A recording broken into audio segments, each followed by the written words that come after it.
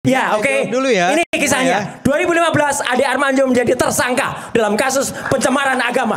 Tapi pra peradilannya dikabulkan. Jadi Anda harusnya tersangka kembali. Enggak, jadi itu nggak jujur Anda. Enggak, saya mau Anda tanya. nggak jujur. Saya tahu kasusnya, saya tidak rela. Anda nggak tahu. Tidak tega untuk menyebutkan kasus pencemaran agama yang Anda lakukan. Itu banget ya, menyakitkan banget bagi agama Islam. Anda boleh tuduh bahwa dia licik, dia nggak adil, dia segala macam. Tapi jawabannya cuma untuk satu. Apakah ijazah Jokowi palsu atau enggak? Karena boleh. Kekuasaan Jokowi masih punya pengaruh di institusi kepolisian sehingga polisi masih bisa bekerja walaupun tidak disebut nama. Coba.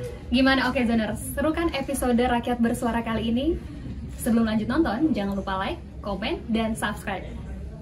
Kalau udah, yuk kita lanjut nonton lagi. Terima kasih. Mudah-mudahan saya nggak membuat suasana menjadi panas lagi ya. Tapi saya ingin katakan begini, bukankah sebenarnya biasa-biasa saja ya? Ada 12 orang itu dituduh mencemarkan nama baik. Maka dia harus datang ke kantor polisi untuk diperiksa kan? Kan biasa-biasa saja. Nggak harus juga kemudian 12 orang itu masuk penjara kok.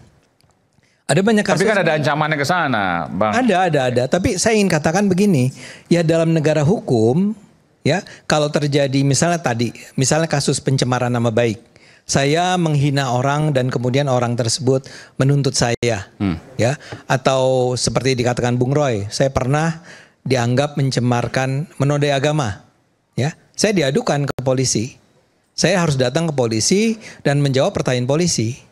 Bahwa kemudian polisi setelah itu mengatakan bahwa ternyata tidak ada cukup bukti nih untuk mengatakan Anda mencemarkan nama baik atau menodai agama, ya biasa-biasa aja, ya jalankan saja. Nah, sekarang dalam kasus kasus ini, yang ingin saya katakan begini, saya agak harus menyampaikan sesuatu, tapi ini argumen saya aja nih Pak Ahmad Zainuddin.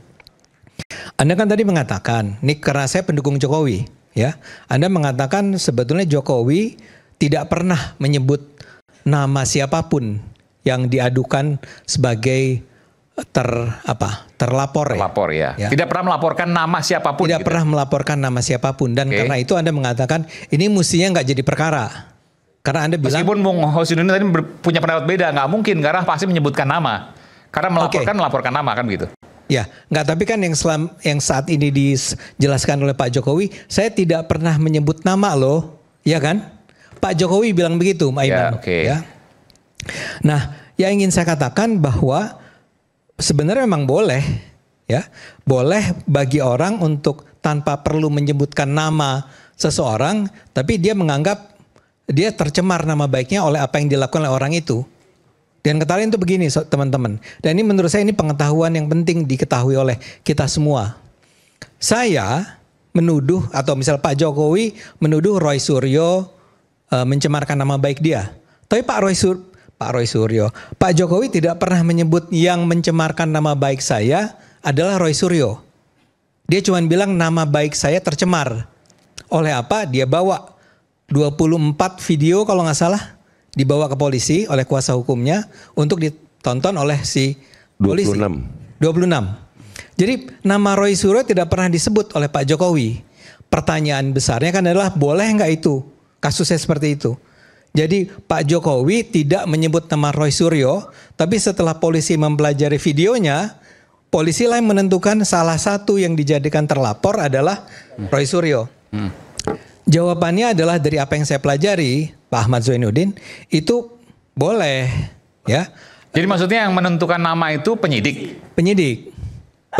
Penyelidik atau penyidik. Seingat saya tidak seperti itu. Enggak, sebentar. Baik, saya jelaskan. Oke, karena penyidik nggak mungkin. Atau ada lagi? Ya, saya mau mengatakan penjelasan Anda ini kan bukan pertama kali disampaikan. Saya udah pernah dengar sebelumnya, bukan hanya dari Anda ya. Oke, kemudian saya pelajari. Ini bahkan ada sebuah dokumen yang ada di websitenya Mahkamah Agung yang menyatakan bahwa tidak perlu disebut namanya. Tapi kalau orang sudah bisa, orang cukup, misalnya polisi itu cukup mempelajari videonya dan kemudian melihat bahwa orang yang mencemarkan nama baik Jokowi itu adalah Pak Roy Suryo. Itu boleh, nggak ada masalah di situ. Makanya saya merujuk pada. Jadi kalau logika Anda begini berarti Anda mau mengatakan bahwa Pak Jokowi itu nggak tahu apa-apa, cuma kemudian dia merasa dicemari, silakan kemudian diproses hukum, nama-nama diserahkan kepada penyidik. Nah, kalimat Anda agak tendensius tuh. Bagaimana jadi gimana? Bahwa Pak Jokowi tidak tahu apa-apa, enggak. Nggak, maksudnya tidak tahu apa-apa, siapa yang melakukan maksudnya? Enggak, dia tahu tapi dia nggak sebut. Oh, dia tahu tapi dia tidak sebut. Makanya pengecut itu berarti. Ya, Saya jelaskan. Enggak, sebentar. Oke, sebentar. Bapak Silakan, nanti boleh jelaskan. Silakan. Kalau Anda menuduh dia pengecut, itu pendapat Anda. Itu pencemaran nama baik nggak? Enggak, teman-teman ya. Kalau cuman bilang orang itu pengecut, ya itu sih sekedar makian. Itu bukan pencemaran nama baik. Tapi kalau Anda menuduh seseorang melakukan sesuatu yang sebenarnya tidak dia lakukan, dalam kasus ini adalah membuat ijazah palsu. Dia itu pembohong, dia membuat ijazah palsu. Nah, itu karena berulang-ulang, udah 2 tahun itu terjadi, akhirnya kubunya Pak Jokowi melapor ke polisi.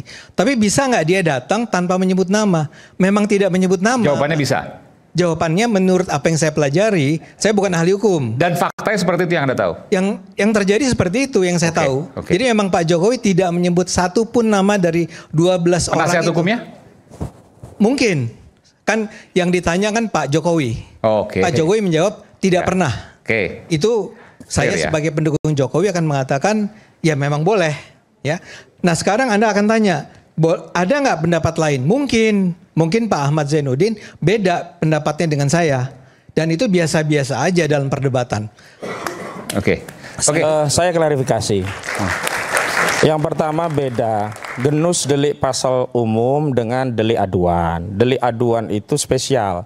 Bahkan untuk pencemaran nama baik itu tidak selalu tidak sesuai dengan fakta. Sesuai fakta pun kalau orang itu tercemar juga bisa lapor. Misalkan orang itu hitam, dibilang sama dia, kau hitam dekil. Bisa, itu pencemaran karena sangat subjektif tergantung dari pihak yang merasa dicemar.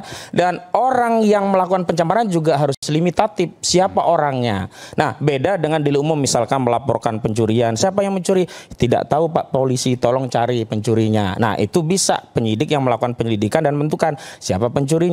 Lah kalau ini pasal pencemaran fitnah, ya jelas siapa orangnya, di video jelas.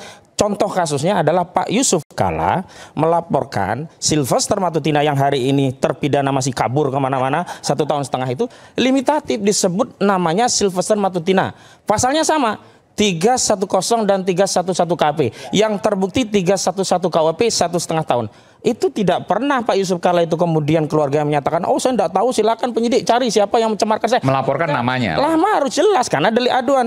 Yang kedua, kalau memang tidak ada dari Pak Jokowi, kan ada kuasa hukum yang itu bertindak untuk dan atas nama Saudara Joko Widodo. Kuasa hukumnya jelas menyatakan, walaupun inisial yang awal ya, ada ES. ES itu muncul dari kuasa hukum Jokowi. TT, RS, RSS, dan K. Itu muncul. Kenapa ketika ditanyakan kepada klien, ya ini dalam hal ini Jokowi, tidak menyebutkan. Nah yang ketiga, ini juga tidak fair Saudara Joko Widodo itu berusaha menyelundupkan pasal yang targetnya adalah memenjarakan orang di tingkat penyidikan. Apa? Pak Yusuf Kalla itu gentle, dia hanya laporkan 310 KWP dan 311 KWP.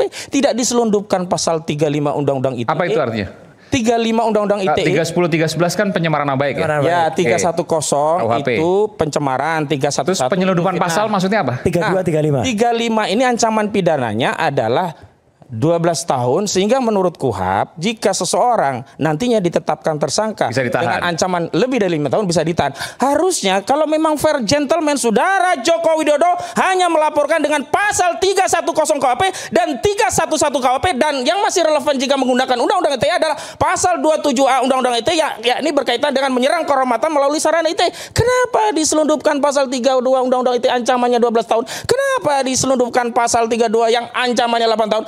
Ini ada intensi jahat dari pelapor yang ingin memenjarakan rakyatnya pada proses penyidikan. Sementara di sisi yang lain, Saudara Joko Widodo menyatakan, saya tidak ingin memenjarakan orang begitu. Jadi saya kira kalau memang Saudara Joko Widodo tidak menyebutkan nama, kita juga minta Saudara Joko Widodo dan timnya jujur.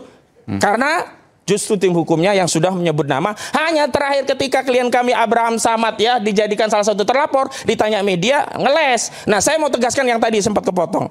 Pak Mahfud MD saya terima kasih, Pak Mahfud juga terima kasih seluruh yang memberikan dukungan kepada klien saya ya, Pak Abraham Samad. Kenapa hanya Pak Abraham Samad ketika itu yang diberikan dukungan? Karena konteksnya dalam rangka pemeriksaan Pak Abraham Samad. Kalau yang lainnya nanti kita gali dukungan lagi. Jadi ini bukan karena subjektivitas hanya ya membela Pak Abraham Samad, tapi itu adalah simbol bahwa kriminalisasi di negeri ini baik terhadap Abraham Samad maupun yang lainnya tidak boleh dilakukan baik secara langsung maupun meminjam otoritas negara dengan dalih proses penegakan hukum. Itu intinya. Oke, saya boleh pendapat lagi ya? Enggak, karena jadi yang perlu clear adalah bahwa Bung Ahmad ini sudah mengatakan bahwa bisa saja atau sebaiknya disebut nama orang yang mencemarkan nama baik tersebut. Fine, itu bagus, baik. Ya, tapi kalau sampai Pak Jokowi tidak menyebutkan nama orang tersebut juga nggak apa-apa. Saya cuma ingin mengatakan bahwa Pak Jokowi tidak melanggar. Tim kuasa hukumnya Pak Jokowi tidak melanggar dengan melakukan langkah mereport adanya pencemaran nama baik terhadap dia. Justru di situ kenapa penyidik menindaklanjuti delik aduan tanpa disebutkan nama terlapornya kok ditindaklanjuti? Ini karena artinya boleh. Kekuasaan Jokowi masih punya pengaruh di institusi kepolisian sehingga polisi masih bisa bekerja walaupun tidak disebut nama. Coba kalau yang laporan Pak Roy Suryo berapa kali nggak ditindaklanjuti? Coba kalau laporannya TVUA tidak ditindaklanjuti. Enggak, saya mau bilang ini Pak saya Ahmad. bantu ya. Enggak, saya mau bilang begini Pak Ahmad. Enggak apa-apa. Saya cuma mau bilang boleh. Bagi saya problem itu. Ya itu pendapat Anda. Pendapat Anda begitu. Pendapat saya begitu. Pendapat teman-teman Fitra dan kawan-kawan juga lain kan. Itu oke dalam sebuah masyarakat demokratis kita beda pendapat ya. Tapi kalau ditanya itu melanggar hukum, tidak melanggar hukum. Memang bisa dilakukan. Kayak misalnya begini. Saya itu menonton ada sebuah video yang memaki-maki saya ya. Dan memfitnah saya. Saya nggak tahu siapa orangnya itu yang memfitnah saya. Ada fotonya, ada gambarnya, ada videonya. Saya bisa nggak ngelapor ke polisi dan bilang saya dicemarkan nama baik saya? Jawabannya adalah bisa, boleh. Nah Pak Jokowi entah kenapa Anda boleh tuduh bahwa dia licik, dia nggak adil, dia segala macam. Memang melaporkan video-video ada Bung Roy Suryo, ada Abraham Samad, ada Tifa dan macam-macam. Dia bawa videonya aja, dia laporkan ke polisi. Apakah kuasa hukumnya menyebut nama-nama tersebut? Saya nggak tahu. Yang saya tahu adalah Pak Jokowinya tidak melakukan itu. Nah, tapi saya cuma ingin mengklirkan itu dulu. Satu yang saya tambahkan, karena tadi nama saya disebut. Saya ingin tambahkan soal pasal 32 dan 35, Bang Eman.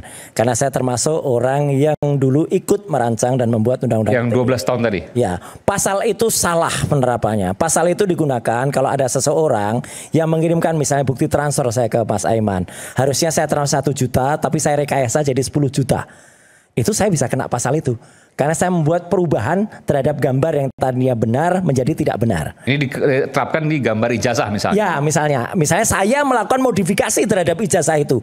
Tak tambahin orangnya tadinya pakai kacamata, saya buat tidak pakai kacamata. Itu bisa? Itu bisa. Nah, itu sama sekali tidak kami lakukan.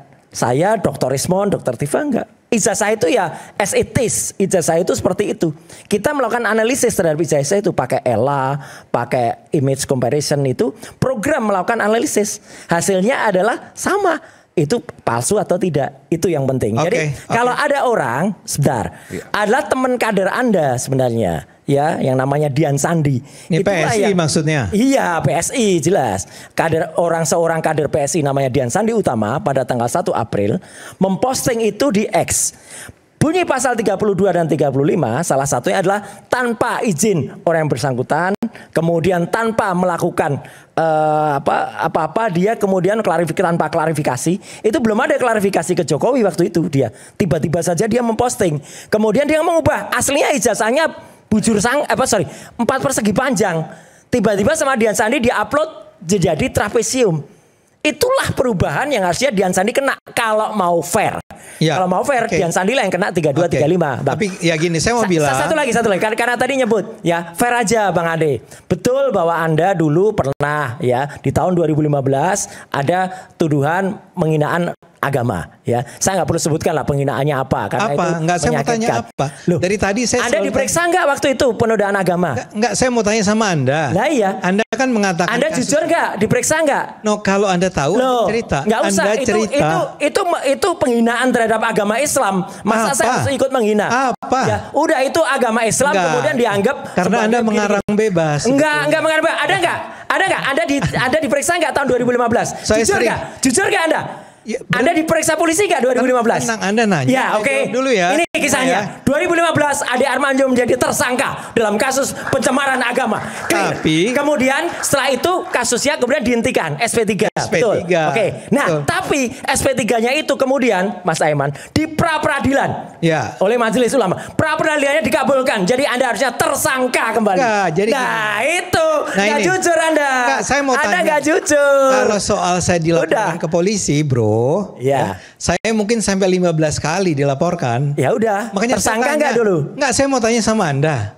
Anda tahu nggak kasusnya apa? Ya udah nggak. Saya cuma bilang aja. Anda nggak tahu. Udah. Saya tahu kasusnya. Saya tidak rela. Anda nggak tahu. Tidak tega untuk menyebutkan kasus pencemaran agama yang Anda lakukan. Itu banget ya, menyakitkan banget bagi agama Islam. Anda itu mengarang bebas seperti enggak, Anda bukan mengarang bebas. Sudah jadi tersangka kok mengarang bebas. Saya berhenti. Anda sudah jadi tersangka. Siap, Iya kan? Oke. Oke. Ngaku nggak kalau sudah jadi tersangka? Anda tuh siapa suruh saya ngaku apa gitu? Ya udah, dia nggak jujur teman-teman semua. Dia nggak jujur kalau sudah pernah jadi tersangka. Udah, case close. Terserah seperti ini.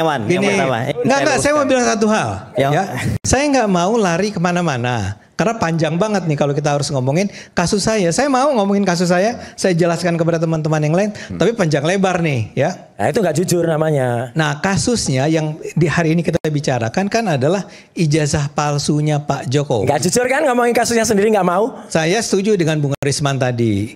Kita nggak usah berdebat macam-macam. Ini ketawa-ketawa gitu iya, kan. Orang nggak jujur kok. Memang tukang fitnah. Nah, saya mau bilang begini. Kan sekarang pertanyaannya benar nggak sih ada ijazah palsu Jokowi? Saya nggak tahu kalau sekarang saya tanya kepada kalian semua nih mahasiswa di sini.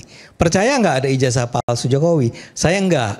Makanya saya senang sekali menunggu bukunya Bung Roy Suryo nih. Saya mau nunggu nih. Saya pikir Mas Ade menanya kanan kirinya tadi. Mau tanya? Enggak, kesian. Nanti kalau dia jawab ragu-ragu kan? Enggak, saya takutnya misalnya ragu-ragu iya atau tidak gitu kan? Ya oke. Saya mau bilang begini. Saya menunggu buku itu karena saya mau tahu. Katanya kan ada penelitian ilmiah 700 halaman. Tapi jawabannya cuma untuk satu. Apakah ijazah Jokowi palsu atau enggak? Itu kan saya harus pengen baca tuh. Karena saya yakin apa yang dia miliki itu tidak ada bukti sedikit pun yang bisa menunjukkan bahwa ijazah Jokowi itu palsu. Nah, misalnya begini. Tadi ada Ella kalau nggak salah dia bilang ya. Ella itu saya pengen baca di buku itu apa yang dilakukan Ella terhadap apa? Error level. Ya udah baca dulu bukunya. Karena gini, Mas Ade, Anda kan belum pernah sama sekali pegang salah satu bukti pun punya Jokowi. Saya sudah pegang skripsinya asli. Dan itu skripsi asli itu tidak ada lembar pengujian skripsinya. Saya bicara orang yang ijazah. tidak ada lembar pengujian. Loh iya.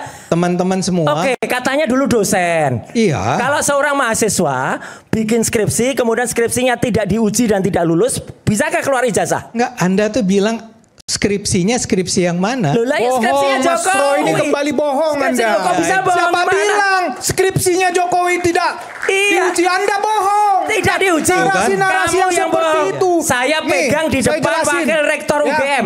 Kamu ketemu nggak? Siapa bilang skripsi Jokowi tidak diuji? UGM sudah menyatakan itu diuji. Anda bohong kepada publik. Itulah yang S2 jadi UGM aja udah sombong. menjadi tersangka sebentar lagi. Enggak bisa Anda bohong mulu. Kita jangan ribut. S2 aja ngaku-ngaku. Saya keberatan. Saya kuasa hukum Roy Suryo keberatan. Karena hari ini sedang proses penyidikan. Jadi tidak boleh ada satupun statement yang dikaitkan dengan tersangka kepada Roy Suryo juga klien saya yang lain. Saya katakan kebiasaan dia yang berbohong akan membuat dia menjadi tersangka itulah nanti. Yang bohong soal skripsinya. Kebiasaan Anda yang berbohong kepada publik akan membuat Anda menjadi tersangka nanti. Lihat saja. Sudah. Masalah apa rupanya? Sudah. Presumption of innocent aja. Itu pendapat saya, terserah saya dong. Pendapatlah yang saya sesuai mau jelasin. Ada lagi ya. Saya mau jelasin. Dia tadi ngaku-ngaku UGM. Hanya lulusan S2 UGM saja. S1-nya dari Lampung, bukan dari UGM. S1-nya dari Lampung. Jadi ngapain kamu ngaku-ngaku UGM? Memang kenapa kalau Lampung? Gak bisa. Memang kenapa kalau Lampung? Gak bisa. Memang kenapa kalau Lampung? Lagi sama Universitas Lampung. Woi, Roy. Apa-apa. Roy, memang kenapa kalau dia Lampung? Emang ada masalah apa? Ada masalah apa sama Lampung? Dia tadi kan bilang saya adalah UGM. Iya, memang saya iya, dia lulus UGM. Kalau memang dari awal itu UGM. Anda jangan merendahkan Universitas Lampung ya. Enggak, saya bilang jangan merendahkan orang-orang di luar Lampung. UGM. Siapa yang merendahkan Universitas Lampung? Jangan merendahkan Lampung. Ada kalimat siapa yang bilang Universitas Lampung? Enggak, oke, jangan merendahkan Lampung. Kamu tersangka. Jangan merendahkan Lampung. Kamu tersangka. Saya tidak bilang Universitas Lampung. Saya bilang dari Lampung. Saya tanggapi ini orang bohong. Jangan merendahkan orang lain. Tidak ada. Hanya karena Anda UGM. Anda UGM, Anda menghina universitas lain. Saat lagi tetaplah bersama kami di Rakyat Bersuara.